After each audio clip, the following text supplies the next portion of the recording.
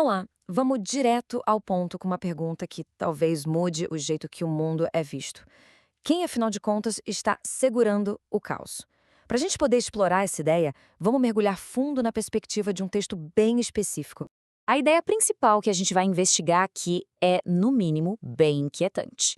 É a ideia de que o nosso mundo, do jeitinho que a gente conhece, está, na verdade, sobre uma contenção fundamental.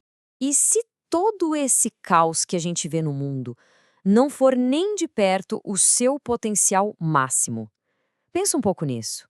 A desordem, sabe? Os conflitos, as crises. E se tudo isso for só uma pequena amostra do que realmente poderia estar acontecendo?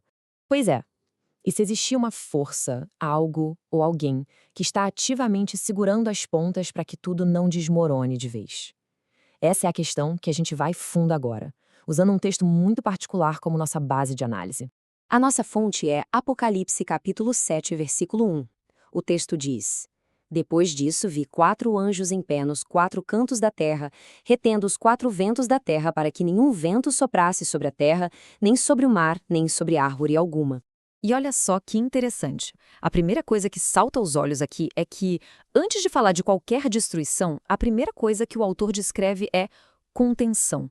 A cena não começa com o caos em si, mas com algo segurando o caos. Começa com uma pausa.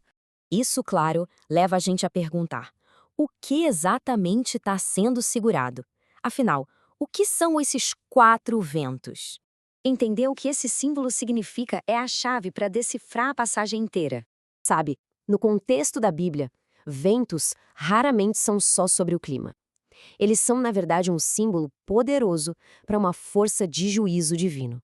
Algo que vem, que varre tudo e que traz uma mudança destrutiva e generalizada. Não é um vento literal, é uma força de transformação. E essa ideia não aparece do nada, né? Em Jeremias, por exemplo, Deus fala desses ventos como um juízo que vem sobre as nações. Lá em Daniel 7, os ventos agitam o mar e desse caos todo surgem grandes poderes. Então a conclusão é bem clara. Vento, nesse contexto, significa um movimento de julgamento e de mudança profunda. Ok, então a gente já entendeu a ameaça. Mas agora, o foco da cena muda para a parte mais impressionante de todas: o ato de segurar, de conter. Porque, pensa bem, apesar de toda essa força destruidora que os ventos têm, o elemento mais poderoso aqui não é o vento em si. É o fato de que ele está sendo segurado. A força que restringe é maior do que a força que ameaça. A ordem, nesse exato momento, é mais poderosa do que o caos. E a escala disso é global.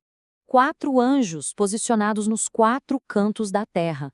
O número 4, na simbologia bíblica, muitas vezes representa o mundo inteiro, a totalidade. Ou seja, fica claro que essa contenção não é algo local, é planetária. Isso muda completamente a nossa perspectiva. A percepção que a gente tem é de um mundo em caos que está se desfazendo. Mas o que o texto revela é outra coisa. O mundo está, na verdade, em um estado de contenção ativa e global. Não é descontrole, é contenção deliberada. Tá, mas aí vem a próxima pergunta lógica, né? Por quê? Por que essa interrupção divina? Por que essa força toda está sendo segurada? Se o juízo é algo que vai acontecer, por que essa pausa? Por que não liberar tudo de uma vez?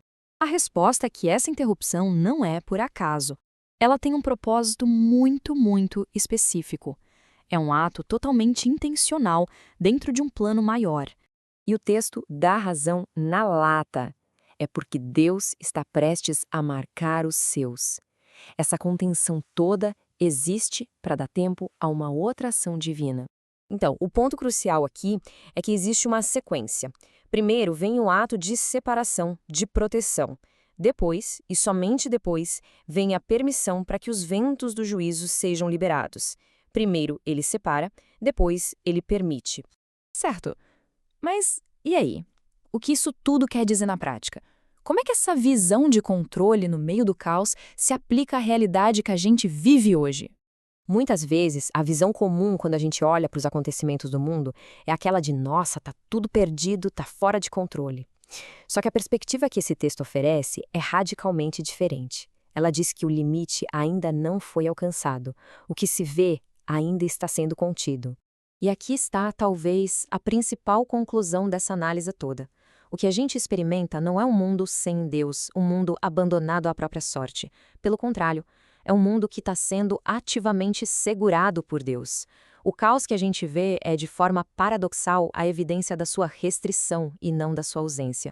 Para resumir, Apocalipse 7 começa mostrando algo com uma clareza impressionante. Antes que o juízo avance de vez, Deus está no controle. Absolutamente nada ultrapassa o limite que ele mesmo estabelece. E isso tudo nos deixa com uma reflexão final, e bem séria por sinal. Se hoje, com as forças do caos sendo contidas, já é tão difícil, já parou para imaginar como vai ser quando essa restrição for finalmente removida? Fica aí uma pergunta para a gente pensar.